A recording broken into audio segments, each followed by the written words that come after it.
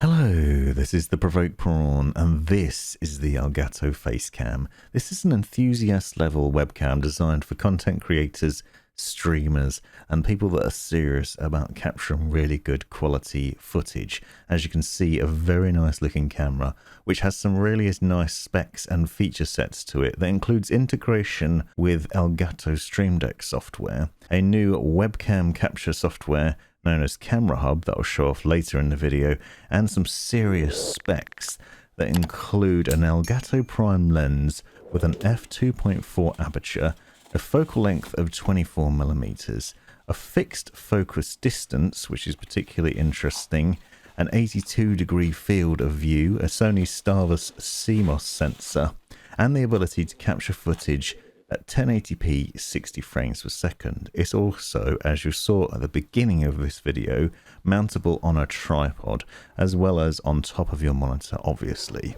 Now this is a large webcam which is capable of capturing some really nice quality footage, and I'll show you some of that capture later on in this video.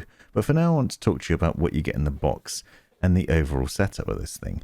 Now it isn't a cheap camera, but it is pitched somewhere nicely in Elgato's range of lineup, which sits below the Camlink 4K and the Camlink Pro, but it's designed to be a plug and play affair which can give you a really good capture quality, assuming that you have a USB 3 connection on your PC. This isn't USB-C, but it does offer high bandwidth video capture, and so it does need a USB 3 connection to get the most out of it. Also needs some good lighting to maximize the impact of what it can do.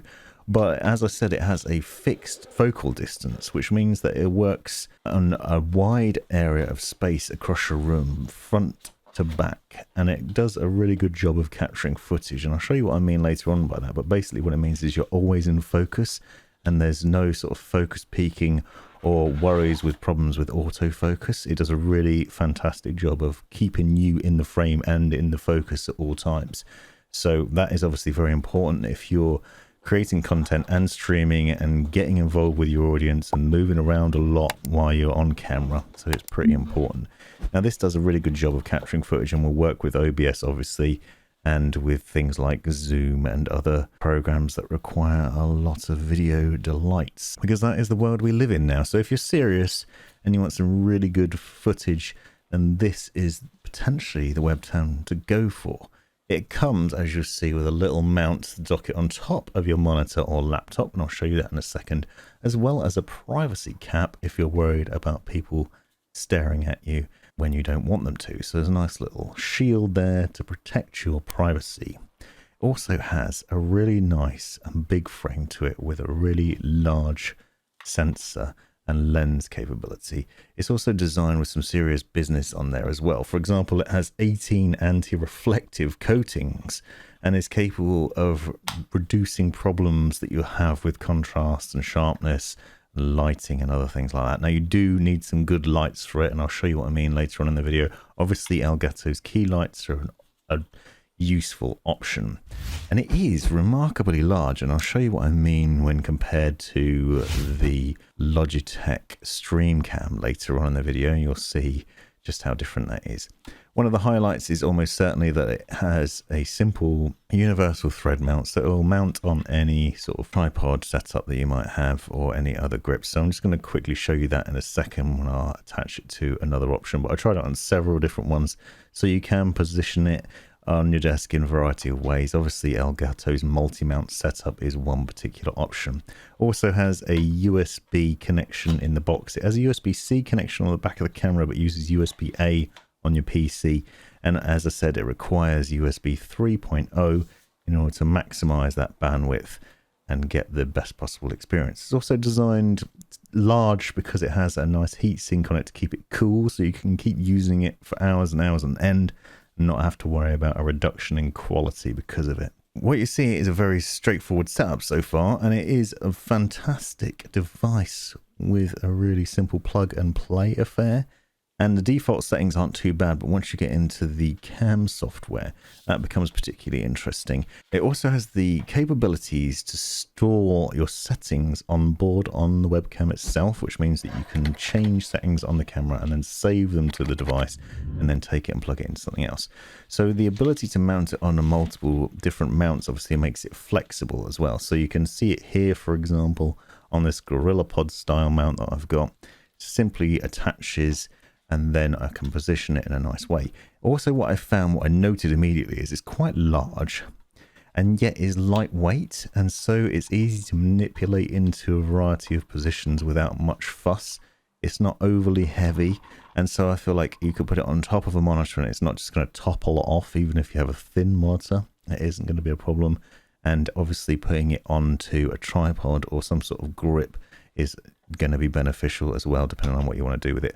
I'm going to use this as a face webcam initially, but I'm also going to use it in a later video to capture some top-down footage of a mouse, so I can have a mouse camera angle, which see how that stands up for streaming. So if you want to see what that looks like, subscribe if you aren't already to come back for more of that in the near future, because I have an Elgato green screen mouse mat that I'm also going to be combining this with to see how it performs there. But from what I've seen, it should do a fantastic job. And it is obviously going to be very flexible. It is large though, and you can see just how large it is from these shots. It's quite intimidating in terms of its size, but actually I think that speaks to the quality. When I initially got it out of the box, I felt this feels really lightweight and not as expensive as it should feel, considering the amount of money that it costs, because it's not cheap. It is not a cheap camera by any means. But you are paying for a good quality sensor and a really good lens setup with a really good capture quality, and some obviously at 1080p 60 frames per second is ideal for streaming purposes. If you went into 4K, Elgato said they didn't want to bother with that because no one streams at 4K. You don't have the bandwidth for that, and people aren't going to be watching streams at 4K, so it's unnecessary. So what they wanted to do was create a high quality capture capability camera which could do 1080p 60 frames per second, or could be lowered down to 720p, for example, if you wanted to use it like that, but still deliver a really good quality. And that is what you've got.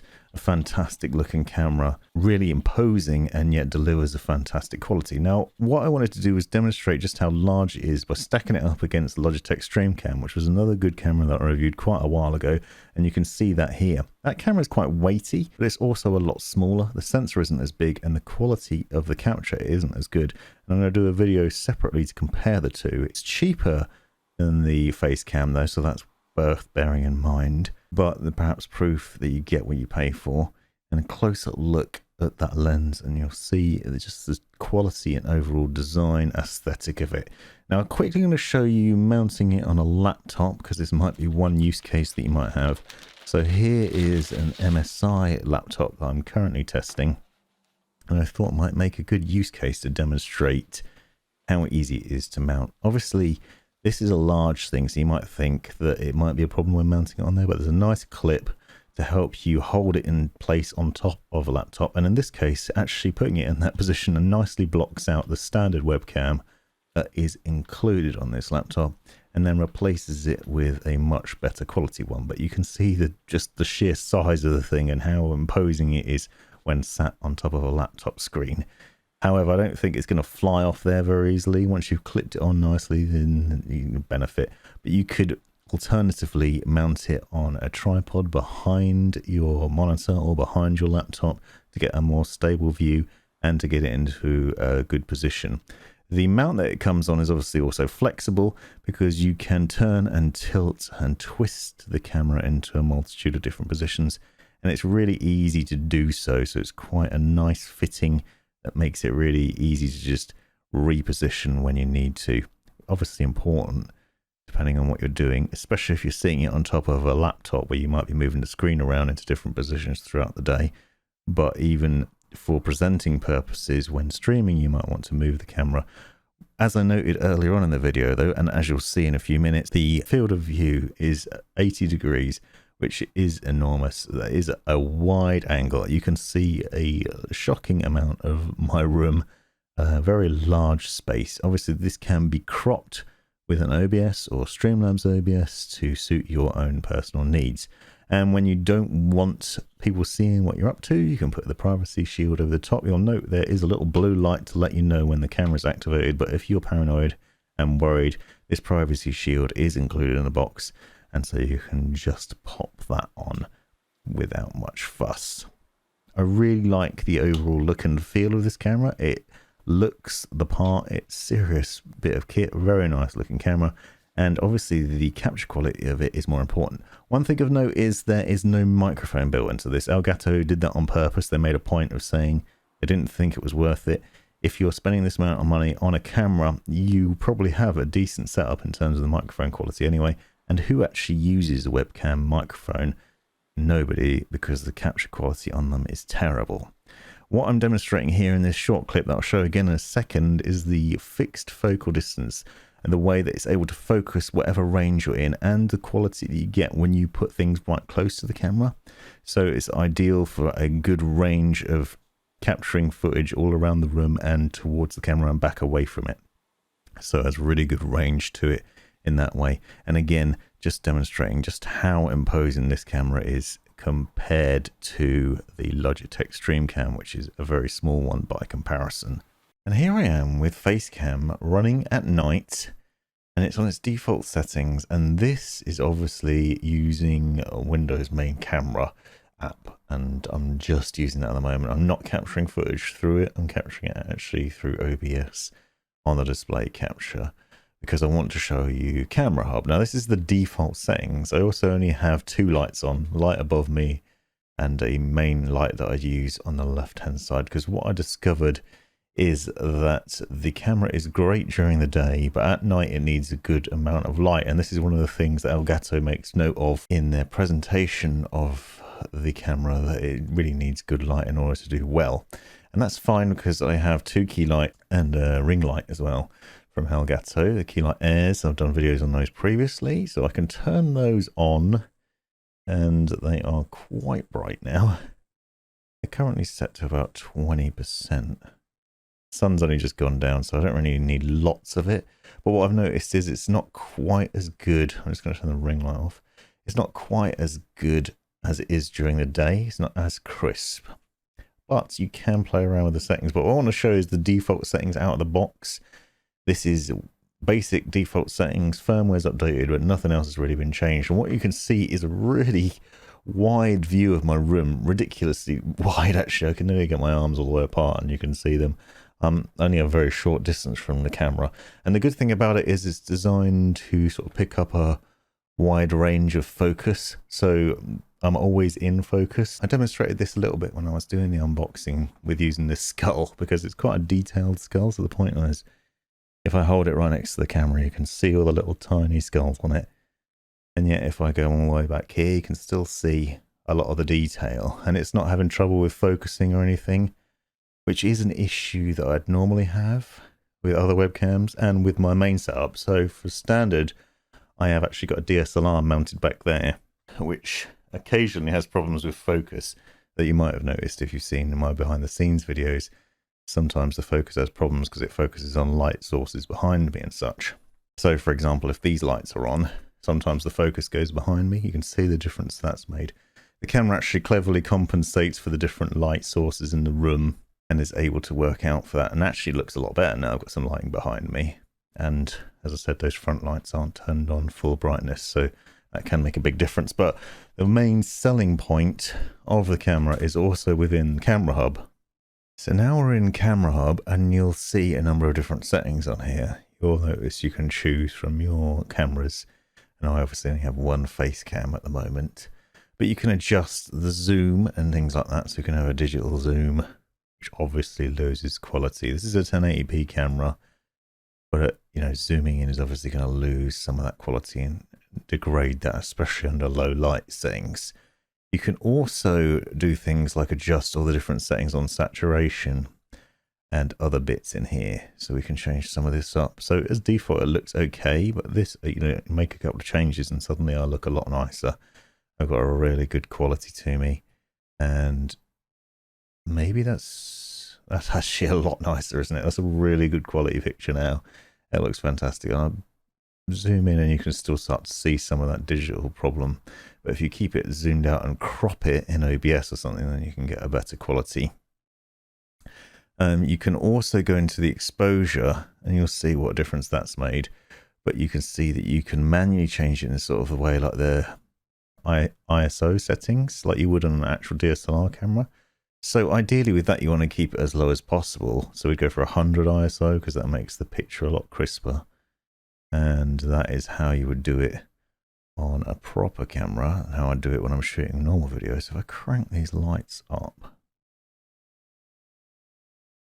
and that's really tough because they're super bright at the moment. So now we'd have to adjust the shutter speed probably. There you go. So I'm adjusting between them. So you can see that if you want to get a much better picture, there are some tweaks that are necessary. During the day, I felt like it's given me a really good quality picture. But at night, you need a better lighting and then a lot of tweaks. So I've now got the two key light airs set to about 40% brightness, which is quite bright. And I've obviously adjusted these settings. You can play around with it a lot more. The higher you go with the shutter speed, the less you can get out of it in terms of the video format. So it's 1080p 60 frames per second. You can choose to have it at 720p and lower, for example. And apparently adjusting the shutter speed higher can reduce it so it won't be 60 frames per second anymore. But we could maybe set this to 200 because that's roughly what I'd use when capturing footage for my main videos. And then that around 1/125. That looks pretty good still. So there's a lot of different sort of tweaks you can do, or you can just set it to automatically. You can see what a difference that's made. That actually is too bright now. If I take some of that brightness off, that maybe looks a little bit better. And each of these can be changed, and then you can save it by just clicking this button at the top, and then that then saves it into the memory on the camera, so that if you take the camera and use it on another device, for example, a laptop or something, you'll remember those settings. Obviously, the settings that I'm putting in here are for this camera in this setting, as in with this lighting at this angle. And so obviously if I go and use it in a different room with a different lighting setup, saving those settings might not be beneficial, but it is nice that you can do that with ease. So you do have the options to play around with a lot of other things in here. And I really especially like being able to tweak these settings and adjust that to set it to the way you want it. And I've made it look quite a bit nicer with just a few minor tweaks. You can obviously change this sort of thing to suit your own personal settings and preferences. Now, obviously, what we can also do is we can pull it into OBS or Streamlabs OBS.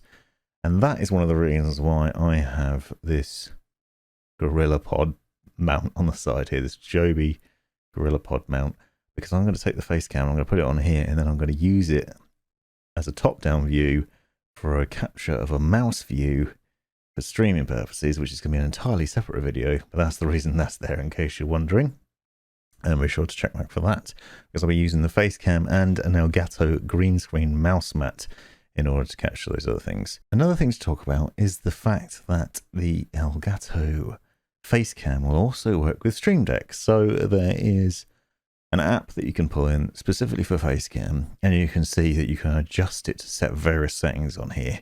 So you have adjust Facecam, reset Facecam, set Facecam, and I've set some of them up already on here on mine in order to be able to demonstrate what that looks like. I've set up my Stream Deck using Stream Deck XL, but it'll work with any other Stream Deck. And what I've done is I've pulled in some of the settings so you can get an idea of what they do. So I have buttons here that allow me to adjust various things. For example, I can zoom right in. And the idea is you can make a dramatic zoom in and out. You could put that on your Stream Deck and then you can do that when you're streaming. You can also, for example, go through. So this is set in increments of 5. So the zoom goes in at 5 levels of 5, -5. You can also set so that you have a setting on here, for example, that you can see adjusts the compensation for the brightness. So this is obviously with the automatic settings set on. You'll notice there's a compensation setting here. So I can adjust this and press that, and you'll see it's getting brighter or darker. So if I go down, I can make it darker. I can take out some of the brightness. If it's too bright, I can go down. I've gone way too far now, and you can set it back. Another thing you can do is you can zoom right in. We can crank the brightness right up, and just demonstrating what you can do. Then I've got a button here which allows you to just click reset, and it sets everything back to what the default would be. And what you can see is now actually taken away all the settings that I had set up there. So it's actually far too bright. So if I turn that back down again, and I'd need to tweak some of these other settings because I've now lost some of the other things I did with the saturation. And so the lighting's not as good as it was. And obviously you can drop in these settings in here, and then you can choose from a selection of different ones. So we could do saturation in increments of 5, for example. So if we did find that we'd washed it right out, we could have the saturation come back in. You could adjust the brightness down. So you could get all these set up with ease to quickly adjust those without having to go into the software and adjust it, which is obviously a bonus, especially when you get into the streaming part of things. And so I'm now going to pull this into OBS to show you how we could do that. So here we have what is usually my setup for Streamlabs OBS. I have a background image and my usual bar across the bottom, which includes all my different subscriber things. I have a variety of different sources, as you can see. Usually I have my webcam in the bottom left here. And if I activate that, you won't see anything because it is turned off at the moment. But what I can do, obviously, is to add a new video capture device. And we'll call this a Facecam. And we will select it from the list. And now it's here. Now what I'm going to do is adjust the size of it and crop it. Move all down here a bit. Make me a bit bigger.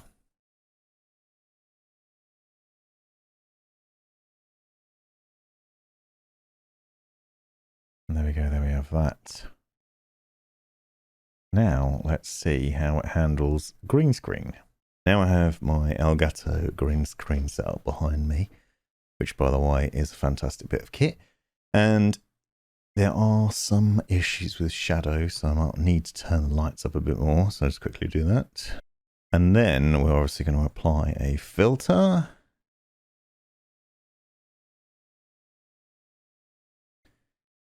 And chroma key. Done, done. Yeah, that actually looks pretty good. I think actually that's pretty good. See some of my top there a little bit. So probably need to adjust it slightly. Whoop, too far. Somewhere about there. That's done a pretty good job, although obviously this isn't this is great, but we could maybe change some of these other settings. If I reset this to default, wow, that's very bright, isn't it? Let's take some of that brightness out. This is obviously all on the Stream Deck, which makes life a lot easier.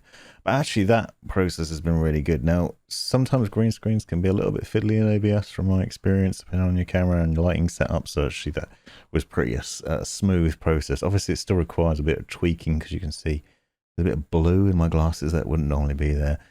And the chroma setup here is obviously causing some issues. I wouldn't necessarily recommend wearing this top with that. And you could see, basically because of the lighting I've got on the side, is causing problems with shadows on the green screen. But the point is, it's really easy to pull in to be able to do that.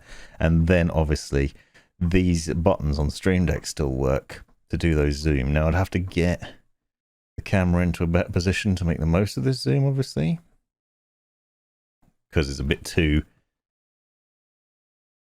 focused on my body. But maybe if I do it like this now. Dun dun dun! You could, so you've got different effects. Whoa! Hello, this is the Provoked Prawn, and this is a dramatic camera angle. And that sort of thing, but you can really easily adjust the position as well. Obviously not go too far that way. So there we have it. As you can see, the Facecam is a potentially really easy bit of kit to use. A very wide angle lens, fantastic sensor, really good capture quality. and overall a very nice setup. And it delivers a really good visual capture quality, most importantly without any focus problems, and also throughout a large space and back and forward towards the lens as well, which means that it's really easy to present stuff, as you'd see, for example, sliding back towards my other desk, moving around within that space. There's no real problem with the focus. It just picks up a really good quality, has a large sensor and a really good setup that should make it very flexible and usable by anyone. If you're wondering what this background's all about, that's from my Pews channel, gameplay channel I have set up, where I'm putting clips up regularly of me and my friends getting up to shenanigans and having good times. So check out the link in the description to that and have a look, because you might find it hilarious. This has been the Provoked Prawn. Let me know in the comments if you've got any questions. Thanks for watching and have a fantastic life. This has been the Provoked Prawn. Hope you found this video useful, interesting, hilarious, or otherwise. Take a look at these other videos that I think you might find interesting as well. And have a look at the description for links and other information you might find useful. Click that join button to see the benefits of being a member of my YouTube channel. And most importantly, have a great life.